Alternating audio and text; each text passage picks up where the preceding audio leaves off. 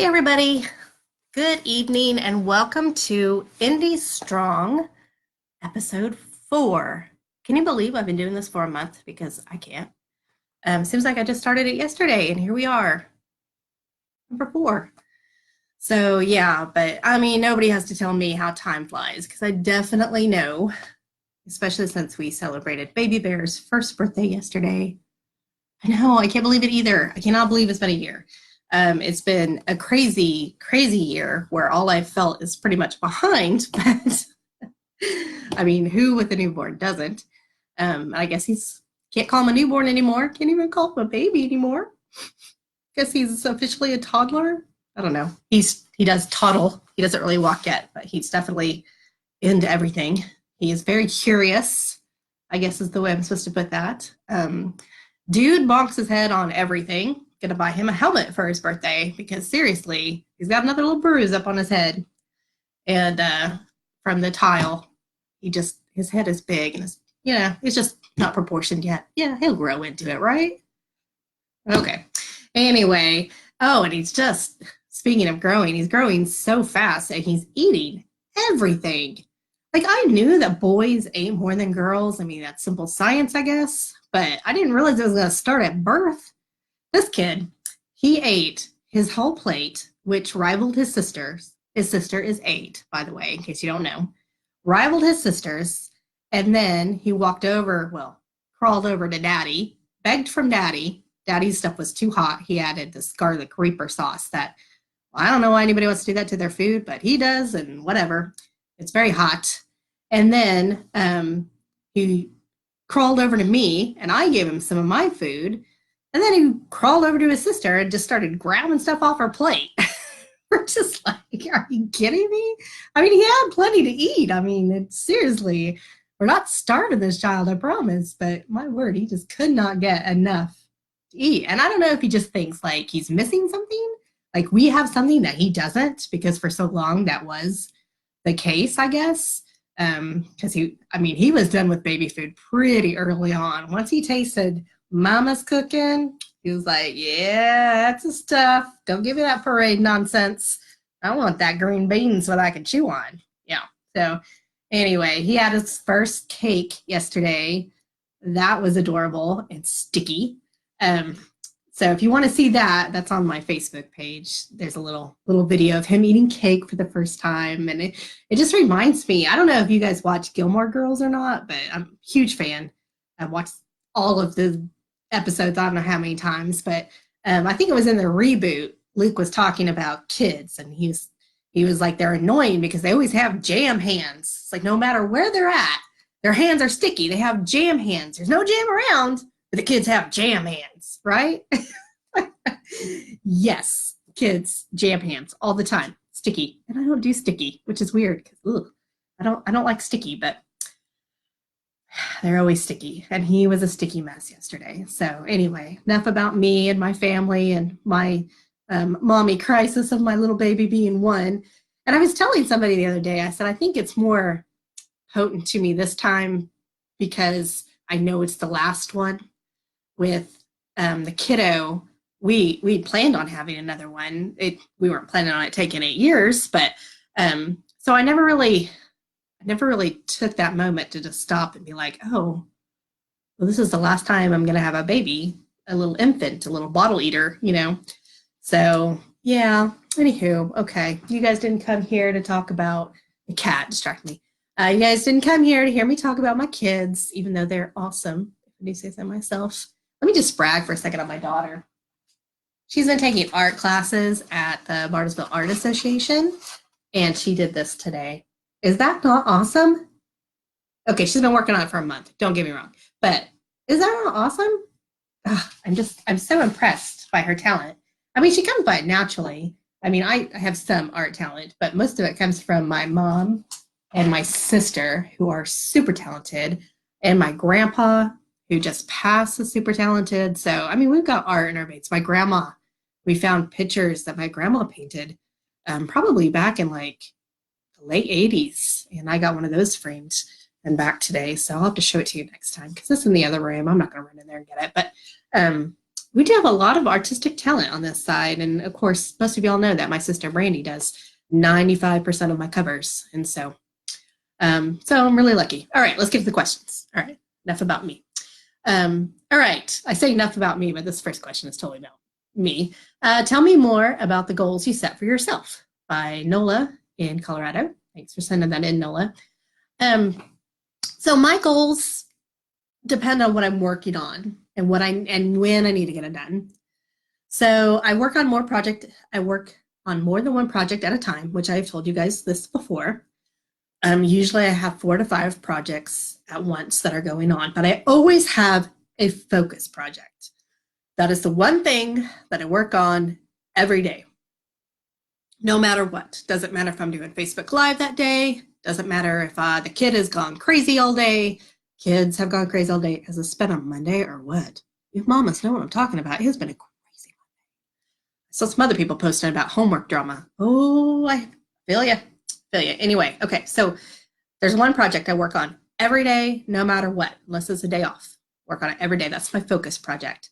Now, if my focus project is editing, like it is now, then I take the number of chapters I have, and by the deadline I've given myself, divide that, and then I do that many chapters each day. More if I need to, less if I don't need to, just kind of depends. So I'm pretty quick at editing. If I'm not interrupted every 5 minutes. But editing time really does go faster than my writing time. And I'm a pretty fast writer because I have an outline. And we can talk about that some other day. That's not my questions today, but I do have an outline that makes me a very fast writer. So, right now, editing is my focus. So I'm trying to edit 3 chapters a day at the very least. I always try to do more than that, but it kind of depends on my day. So, and that's copy editing. So if I'm doing content edits, I get about 2 chapters an hour done. If I'm doing copy edits or beta edits, those should just be like little things like commas and typos, just switch. They should not be like plot changes or anything like that at this point.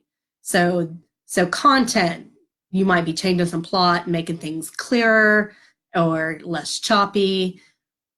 So those take a little bit longer, but if you're doing copy edits or beta reader edits, those should go pretty fast. And so those I can do about 4 hours, sometimes more, depending on how clean I've gotten it before I've given it to those editors. So, and I really try to give them the most perfect manuscript I can.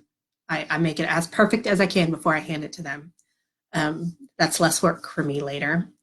And then if my focus project is finishing a rough draft, then I try to write at least 1,000 words a day on that project only. I write more than 1,000 words a day, but if I'm working on that focus project, it's usually 1,000 words a day. Now, if I'm coming up on deadline, again, I take how many words I ideally want to have in my manuscript, divided by how many days that I have to write it, and then I try to meet that word count goal. But since I work on 4 projects at a time, I'm almost always ahead of the game. And that way I'm never really just totally stressed out trying to write a rough draft. And I know I'm going to have to edit that rough draft anyway, but if I'm stressed out writing it, then it's good. There's going to be a lot more work later if I'm just like pushing through and trying to do like 2,000-3,000 words a day on one project. My brain my writer's brain very much has ADD, and I'll be writing on one story and it'll flit over to another story. And so it's really hard for me to write more than 1,000 words on a project at a time without taking a break and going to something else. Now you have to find what works well for you. Now what works for me may not work for you. You may need to be a one project at a time person, and that's fine. Like I said, find what works for you, utilize that, and just run with it. That's the point. Finding it and running with it. Don't stop. I would love to get to the point where I would write, 1,667 words a day to get 50,000 words each month, but I have not gotten there yet. So that's the NaNoWriMo, the National Write a Novel in a Month goal And so I always try that every month, but life, kids, husbands, stuff gets in the way. So the truth is that the higher your daily count is, the more inspired you will be to write. If you're looking at your word count goals and you're looking at, and you should always keep track of how many words you write each day, it'll help you to keep that momentum going. You don't want to see where you're at so much on your line as how far you've come. So keep that in mind. You don't want to think, oh, I'm only here. Think about, oh, I've already gone this far. So with that in mind, write down how many words you write every month, or every day. Sorry, every day. On all your projects, combine that together. How many words did you write today? Maybe it's a couple thousand, maybe it's 500, and that's okay. Not everybody's going to start off writing 1,000 words an hour. Set yourself a goal of writing like 250 words an hour, or 250 words a day even. And then the next week, bump that up to 500, 750. And before you know it, you'll be writing 1,000 words a day. And then before you know it, you'll be writing 1,000 words an hour. And you'll see that on your daily word log. And so that will inspire you to keep going, because you'll be like, look how far I've gone. Look how far I've come. So really write down those words so that you can see. It's hard just looking at a manuscript and being in the middle and thinking how far you have to go. But if you look at those words and how many you've written, then that's like, yay, I accomplished something today. Rock on me. So again, I've said this many times. I will say it again many times. I'm sure the hardest part is sitting down in front of the computer and getting busy. And so if you see those word counts, it'll motivate you more to get your butt in the chair and your fingers on the keyboard. Okay? All right. Make yourself some goals. Do you suffer from writer's block? From Jesse in Oklahoma. Okay, please do not throw things at the screen, but I don't really believe in writer's block as an excuse not to write. If I'm a plumber, I can't just call in and say, you know what? My muse just isn't having it today. I just don't think I can fix toilets, right? That's not the real world. And writing is my job. So if I'm scheduled to write that day, then I need to go write that day, even if I'm not sure what's going to happen next. And blocks happen, but blocks don't need to be an excuse from you reaching your goals for the day and for finishing your project. And a lot of people use it as an excuse. And that's what I don't believe in, because believing in writer's block is believing in the impossible. And I choose to believe in the possible. And I know that you guys can do it. So again, writing is my job. I can't wait for inspiration to strike. So I just have to get up and I have to get it done. And if it doesn't depart, like a lot of times I just write through it. I'm a big fan of, sorry, I'm getting all comfy. I'm a big fan of just trying to write through it and it will come to me. And I may have to go back the next day and like rework some things when the inspiration does hit. But I really do try to just write through it. If that doesn't work, then I leave the computer for a time. Not for all day, not for a week at a time, but for just a time. I leave the computer, I go do dishes, fold clothes, take a shower. A lot of good ideas come to me in the shower, which is really weird because I'm an earth element, but I'm really drawn to water. So I don't know, I think something got mixed up there. Let's see. Take a walk. Did I say that already? Might have. But something mundane, something that doesn't need a lot of brain power. And while I'm doing that, while I'm washing the dishes or folding the laundry, that gives my brain time to roam. It gives it permission to just be free. And that's usually when inspiration will strike. Taking a shower does not require a lot of mental capacity. I mean, for some people it might, but we all know those people. Anyway, you just need to let your mind go. Don't think about it too much. Just give your muse the freedom to tinker around a bit in there until they find the right direction to go. So, so there's a lot of people, I don't know where I was going with that. Do you ever have that moment when you're about to say something and you think, oh, this is going to be so profound, and then it just flits right out of your head? Yeah, that was me just now. It just went right on my brain. It'll come back to me in a second. I'm sure when I'm talking about something else, which is a lot like when you have writer's block, you go do something else and it will totally unblock because you're not trying to think about it. So again, don't get caught up in terms like writer's block because you're smart enough to figure it out and you will. So, okie dokie, here we go. Number 3. You turn out an incredible amount of work each day. Don't you get burned out? From Angel in Missouri. Yes, Angel, I do. I get burnt out. It happens. I do try not to, but again, this is my job, and I think everybody gets a little burnt out with their job every once in a while. So it is important to take breaks. And I do try to take time away from the computer in general, like not just writing, but I'm talking about Facebook and grocery lists because I do all that online too.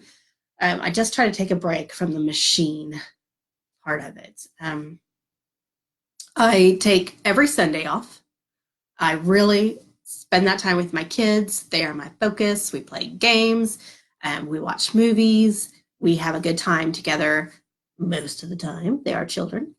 Annalie and I both like to draw, so sometimes we'll draw together. And of course, little baby bear, he just chews on everything. So, but sometimes he just wants to sit on his mama's lap and watch some Sesame Street. And let me tell you, that's what we do. And I have to give a shout out to Sesame Street. Thank you for reminding me to renew my library books today. I mean, I already had a fine, but I would have had a bigger fine had I not watched Sesame Street and it said, let's learn about the library. And I was all like, I need to renew my library books. So I love our local library. I love libraries in general. They're so much fun. So that's a good place to go if you're burnt out, is to go to the library and look at all those books. And if you're not inspired by that, I just don't know what to tell you, because let me tell you, there's some fascinating, fascinating stories in every library. So, and I'm going to start taking Wednesdays off, I've decided, a little time in the middle of the week, because I do really good Monday and Tuesday, and then Wednesday, I'm good for nothing. I am just done with the week, and it's got to stop because I have a whole rest of the week to go. So I'm just going to, instead of trying to force Wednesdays, I'm just going to take Wednesdays off, Sundays off, and then work my hiney off on Mondays and Tuesdays, Thursdays, Fridays, and Saturdays. And so you've got to give your brain, your writer brain, a little bit of reprieve. Some of the things that I like to do, like I said, I like to do puzzles, and I like to draw. Sometimes I just veg in front of the TV. Sometimes that's what I need to do. I just need my whole body to rest. Sometimes I read, but there are times when reading feels like it's part of my job, and so it feels like work sometimes. I like to go outside. I like going to the lake. I have not done that as much as I used to, as you can tell by my pasty Casper-like complexion. I just have not heat. I just can't do the heat anymore. I am an old lady with 2 kids, and it's too hot. So I don't last very long outside when it's this hot. But Travis Meyer said it's going to cool down next week, and I'm holding you to it, Travis. I'm holding you to it. So here's the thing about getting burnt out. I just got all my comments. All my comments just like popped up right now. So I will totally get to those questions that you guys have here. My age is, I am 42. That one was easy. But anyway, let me go back to what I was saying about burnout. I always talk about writing every day, but that is to get into the habit of writing. Once you're in the habit, it's okay to take days off. It's okay to give your brain a break, especially that writer's brain. We creative minds, we need to nourish. And a lot of the times, we writers are introverts. And I know I say this and people laugh all the time, but I am an introvert. I am a high-functioning introvert. So I can get on here and I can talk to the computer and converse with you fine folks who have joined me. And I see all y'all now, but a minute ago there was nobody there. But anyway, I can do that. I can go to conferences and I will talk to everybody, and I have the greatest time and I love it. And then I will go home and I will not speak to somebody for a week because I love that energy, but it just takes everything out of me. So I'm an introvert. And I think when we're writing, I think a lot of our energy, especially our our personalities and our voice. Make sure you have voice in your stories, and we can talk more about that next time if we need to. But I think we put that into our stories. And so it's okay to take that day to be like, oh, I just need to get my energy back up. Because it is. We're putting ourselves on the page. No matter what you say, you've got to put yourself on the page in order for your story to work. You put yourself out there. That's just all there is to it. So yes, burnout happens. Give yourself some breaks. Step away from the computer for a couple of days. It is all right. And if somebody gives you flack about it, just be like, you know what, Jennifer told me that I could step away from the computer and get my energy back. Just don't stay away from the computer. And that's really hard. Like when I take my 2-week vacation, to Wyoming, I try not to get on the computer at all. I mean, it happens. I'm addicted to technology just like everybody else this day and age is. Well, most everybody else this day and age is. But when I get home, it is hard to get back into it. After 2 weeks of just being, it is hard to sit down. Even though the stories are like aching to be told, sitting down at this computer is not, I mean, I want to go hiking and go back to the mountains and feel the actual cool weather. I think that's my problem. I'm a Wyoming girl in Oklahoma. So anyway, it's really hard to get back, but I just have to remind myself that I am doing what I love. And that is what puts me back in the chair. That is what keeps me going. And sometimes it's hard. Sometimes I really drag myself with me mentally kicking and screaming that I'd rather go take a nap. But I love this job and I'm very lucky to be able to do this job. So I get back to it. And I see you, Amy, and you need the discipline. I understand completely about needing the discipline to stay there. I'm just saying it's okay to give yourself a break every once in a while. Okay? All right. All right. This one's from Jim in Oklahoma. Tell me about writer retreats, please. And I love that I got this question because I just got back from one. I love writing retreats. Love, love, love, love, love them. If I could do one every weekend, I would. And I love my kids. I love them. I know Rubina's going to say something about that the kids can come stay with her, but she lives too far away. She wants to steal my children, y'all. They go missing. I'm looking at Rubina. She's also one of my biggest fans, and she's always making sure that my butt is in the chair. So I love you, girl. Anyway, writing retreats. So I love my writing retreats. And my favorite place to go is the Writers Colony at Dairy Hollow in Eureka Springs, Arkansas. It is the perfect place to go to just let your muse be and to write. There are no distractions. It is a quiet place. There is no television. There is, she says, I live too far away, but there is internet, but of course you can turn that off, and you should. If you're at a writer's retreat, you should turn that off. And it's such a, I laugh because it is very much a quiet place, and you get that feeling when you get there.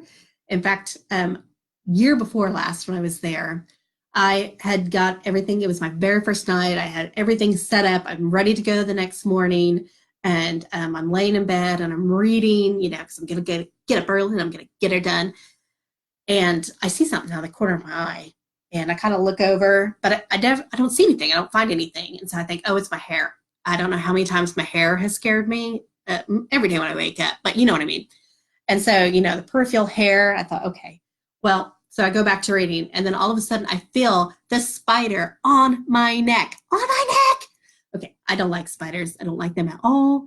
Oh, I'm getting creeped out just thinking about it. And so I brushed the spider off, and it was a brown recluse, you guys. It was a brown recluse on my neck, and it was huge. Anyway, it was monster-sized. So I get the shoe, and I pound it and kill it because I'm sorry, but spider's not going to hang out on my neck. It's not going to happen. So anyway, I didn't scream, though. That's my point, because I knew it was a quiet place. And so I'm all like, I'm freaking out because the spider's on my neck, but I didn't scream. Didn't scream. It's a quiet place. Didn't want to bother the other people writing. So anyway, that's a great place. Spiders not included, but it's a great place to go. But that's not always an option. It's not always an option to travel to Arkansas. For me, this year, it was not an option for me to spend a week in Arkansas.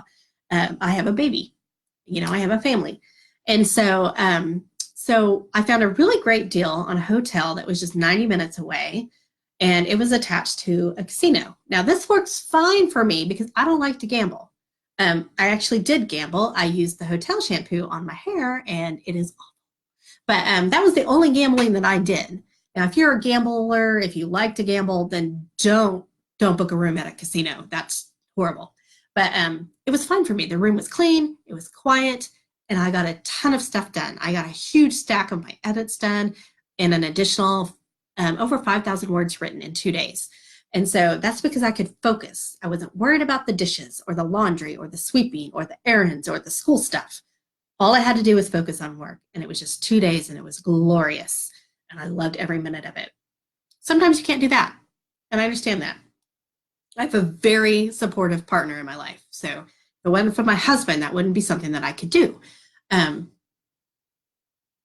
it wasn't for the money that he makes, that wouldn't be something that I could do often. So anyway, you can also do a stay-in retreat. And that's where you tell your family, this works better if you don't have littles, but it's where you tell your family, I am riding this weekend. Do not disturb me. Pretend I'm not here. And then you focus on the riding. And you have to have a partner that is really like supportive in this. And then they're not going to come and say, hey, where's the juice box, babe? You know where the juice boxes are? They're in the fridge. You know, we all have those partners in our life. So you have to make it clear to them that they are to act like you are not there. Unless somebody needs 911, you need to act like they need to act like you're not there. So it is possible. You find your little writing space. I'm lucky I have an office, but if you don't have an office, you find you a corner, go to the master bedroom, close the door, lock the door. I don't care. Get you some snacks and write. Throw the laundry in the closet. Forget about the dishes in the sink. They will still be there. Trust me, mine were. They will still be there, and just concentrate on writing. Do that for 24 hours, 48 hours, however long you will get. I was very fortunate to get the 48 hours that I got away from home. But you can do it at home. Put on those earbuds or earphones, cancel everything out, and focus on your writing because you deserve it. You deserve the time to spend on your stories. Don't let anybody tell you otherwise. Even if you work every single day, you deserve the time to work on your writing. We talked about encouragement last time, and I saw a meme on Facebook. Most likely it was Facebook because that's where I'm at most of the time. That basically said, when you're about to quit or when you think it's too hard or too much work, remember, every best-selling author that you love has been in your shoes at this very moment. So keep that in mind. Stephen King, he was in these shoes at one time. He had a very supportive partner. She let him write. She dug Carrie out of the garbage can, told him to send it off. He did. Now look at him. So anyway, give yourself the time. Let me give you permission to have the time to write. And if your person in your life doesn't understand, just tell them that you need it. And if they still don't understand, I'm not really sure what to tell you about that. So I really hope you have a supportive person in your life like I do that will help you reach your goals. So writing retreats, you can totally do it at home. I would suggest you can leave home if you can, because the laundry, the dishes, the kids, they will all try to interrupt you, but find a quiet place and give yourself permission to do nothing but write.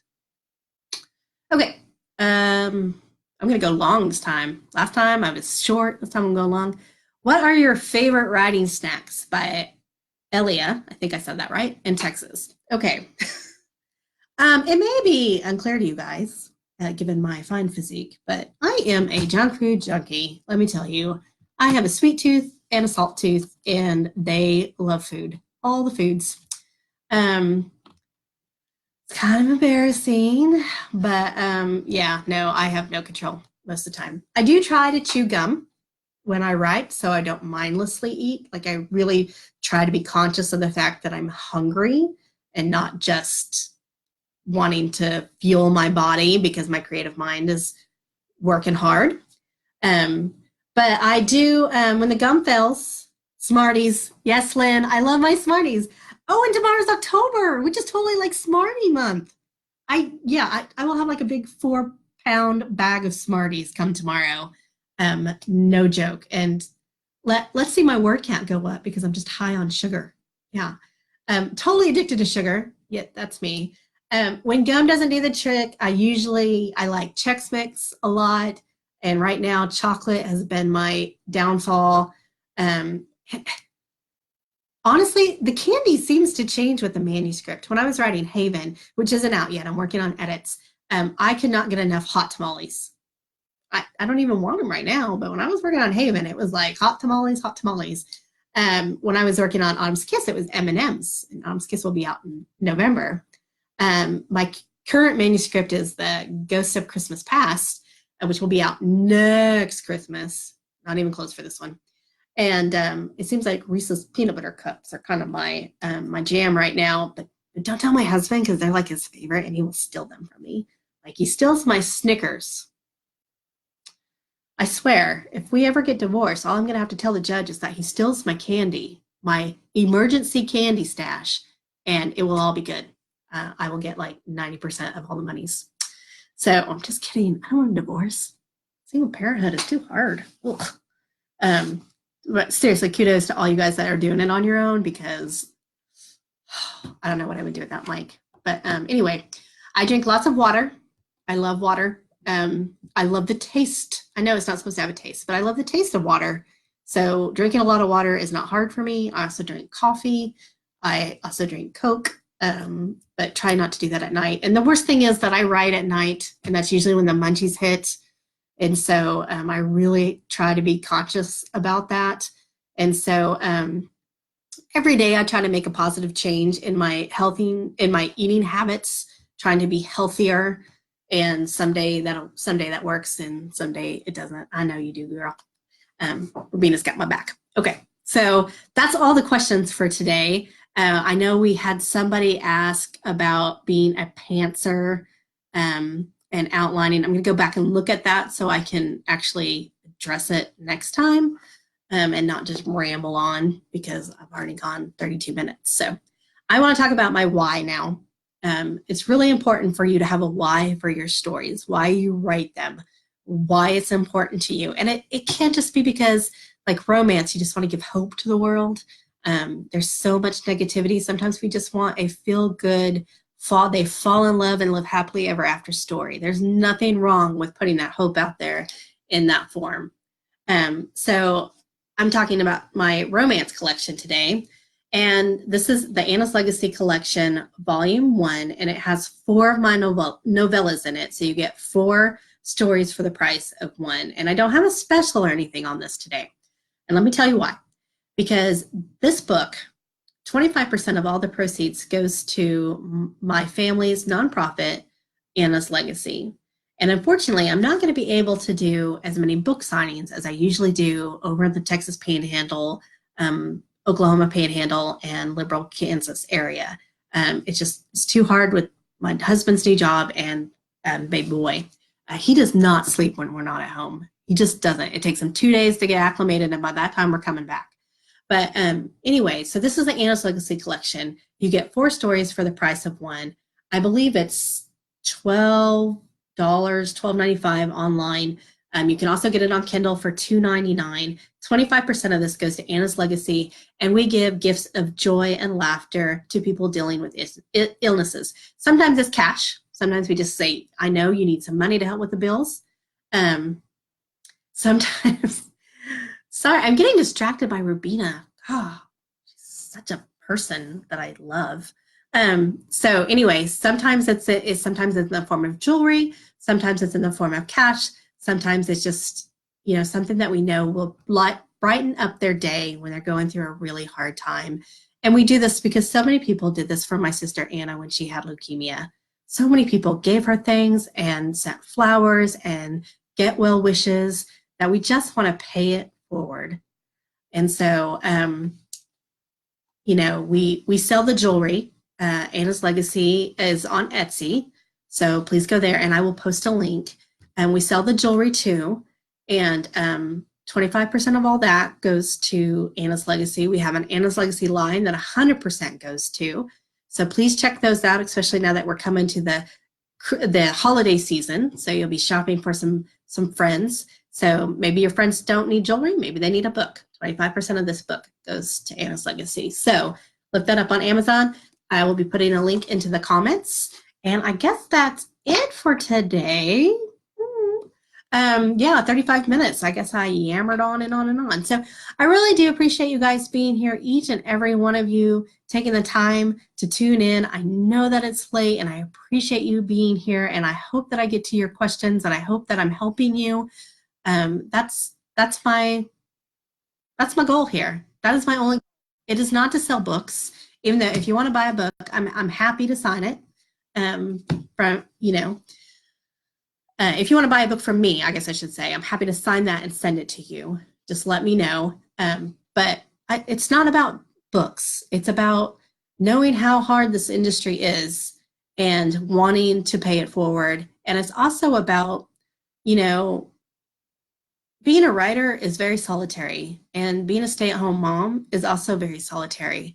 And sometimes us mothers need, and fathers need, validity outside the home. And I just want you guys to know that every time you ask me a question, every time you send me a good vibe, that lifts my spirit so high. And I know a lot of you follow me on Facebook. Good night, Lynn. I know a lot of you guys follow me on Facebook, and you know that I've dealt with postpartum, and I also have atypical depression. And so every time you guys say something positive on here, that really does lift me up, and it really makes me feel like I am putting good out there, especially during a time when we don't always see the good. And so that is why I do this. I do this for the good, and I do it because I want to help you. I want to help people accomplish their writing goals. So if you have a question for me for next week, I'm going to look at the ones that I saw in the comments. If you have a question for me, please just private message me, or you can email me at jennifermcmurrian@gmail.com, and I will do my best to get to those next week. I hope that you guys have enjoyed today, and I will see you next week. Have a good week, guys.